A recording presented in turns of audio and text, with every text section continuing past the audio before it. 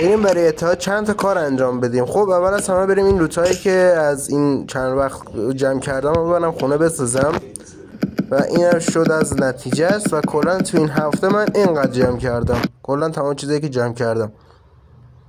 بعدش یه مشکلی برخوردیم، به یه اتحاد خورده بودیم که اتکر اولمون رو زد و من به عنوان که اتکر دومم باید برم و بزنمش. و آریا که اتکر اولمونه گفت که 2 نفرن، ولی خب من رفتم چیزشون رو دیدم که یه نفر بیشتر نیست، برای همین که گفتم برم یه تستی بکنم. به حد زدم که فکر کردم یا رد 6 یا رد 7 چیزیه، چون میگفت با 2 تا تیر منو انداخت. و منم گفتم که برم یه چند تا سکه جمع کنم، یه 400 تایی در بیارم که بتونم کتاب بخرم که بعد برم حمله بکنم. کتاب رو گرفتم واسه این که سرعت حملم بره بالا، چون اگه سرعت حمله بالا باشه خیلی راحت تر میشه حمله کرد. و غذا و اینجور چیزا مهم بود، غذاهایی که جون رو میبره بالا و دمیج رو میبره بالا و یه سری ابیلیتی مثل ضربه شانسی اینجور چیزا بهتون اضافه میکنه خیلی مهمه. حتما قبل از حمله داشته باشید وقتی اگر اتکر هستید. و وینچستر هم معمولا میبرن، ولی خب شاید باورتون نشه، ولی رفتم امتحانی همینجوری واسه شاید بگم 3مین اتک هم هست تو کل تاریخی که من کلا سرزمین وحش بقا بازی کردم، با چرخنده لول 3 که تقریبا 200 دمیج از وینچستر کمتره. رفتم و دیگه نتیجهشو شما در ادامه میبینید. یه نکته هم راجع به تستای بیابونی بهتون بگم، حتما رویتون رو بیارید بالا که بتونید روی خرس رو داشته باشید. و اگر هم خواستید به پاس پیازا وقتی که غیب شد یه خورده دور خودتون بچرخید و هر موقع که اومد برید سری پشتش که دمیج نشید، دمیجش خیلی زیاده. البته اگر روح و اینجور چیزا داشته باشید راحت میزنیدش و خیلی هم راحته. و اگر هم توی همچین موجی گیر افتادید بچسبید به خرس و روح خرس که بتونید راحت با اون پنجایی که میزنن راحت بزنیدشون. کلا گلی گرگی و کلا اگه بخواید گرگ استفاده کنید توی مراحل 1 تا 20 میتونه خیلی بهتون کمک بکنه، مخصوصا اگه خرس رد 5 داشته باشید که با این خرس کلا برابری میکنه. یعنی رسما روح خرسه یه نوع شبیه به خرس رد 5 تا رد 4 یا حتی چیزی که خودش میگه، و خیلی جثه‌ش هم کوچیکه، معمولا رد 3 به احتمال خیلی زیاد. بعد رفتم سراغ ستاره غرب. ستاره غربم متوسط بود، یعنی نارنجی بود که 85 تا سکه میداد. این ستاره غرب خیلی خوبه.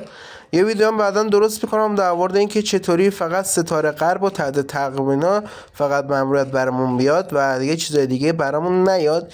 یه راه شبیه به همین مناطقه که نباید انجامشون بدیم و اینا، که حالا بعدا توی ویدیوی آینده بهتون توضیح میدم. اینجا سکم به 140 تا نرسید، ولی خود شانسی آوردم که تخفیف خورد کتابا و تونستم 2 تا ازش بخرم.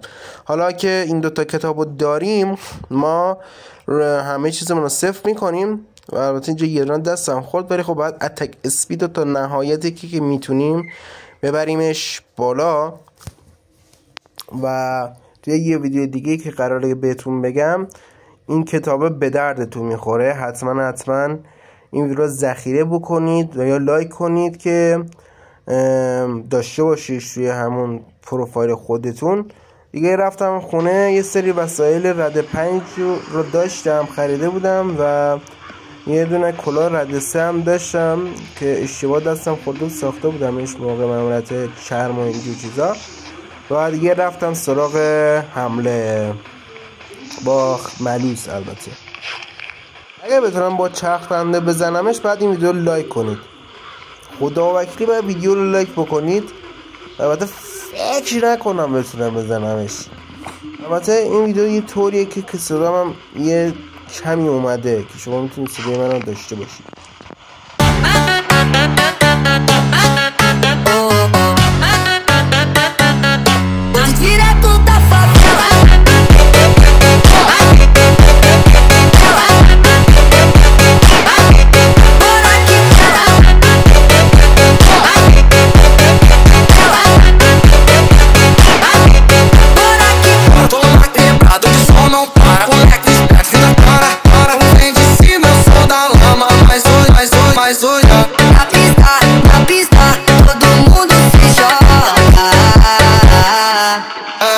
وای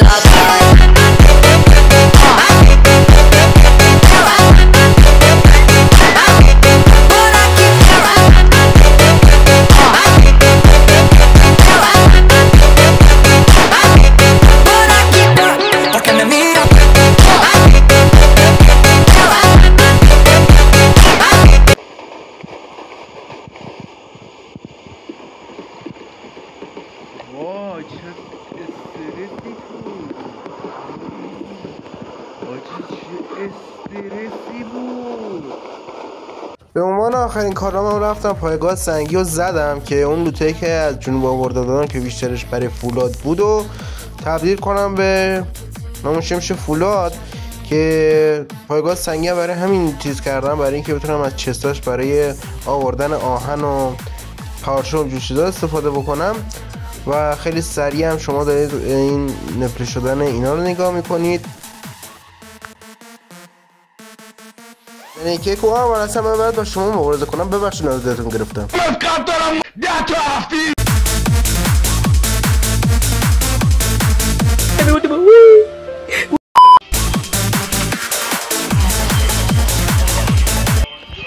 سیچ بابا، من برم اینو بردارم برم. خب اوه کیف داد بهم.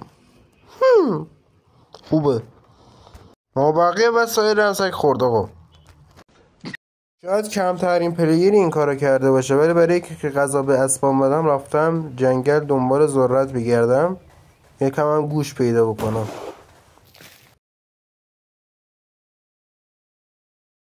دو تا ماموریت تحت تعقیبم، دو تا یه روز همون فردا واسم اتفاق افتاد و رفتم هر دو تا نقشه رو هم پیدا کردم.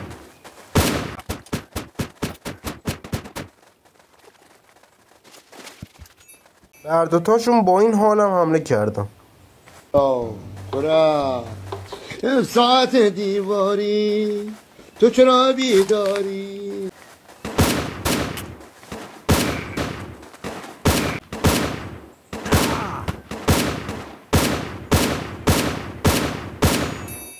بریم بعدی.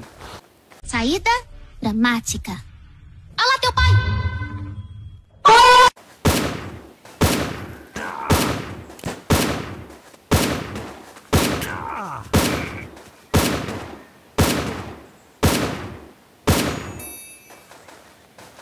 این هم از این آقا تا اینجا اومدی، قدرت ادیت من رو دیدی، یه رد 6 یا رد 5 رو با چرخ زنده زدم. لایک و ساب کنید، کامنت بذارید که چیزی نمونه به 400 تایمون، البته 300 تایمون. و تا بیان خدا نگهدار.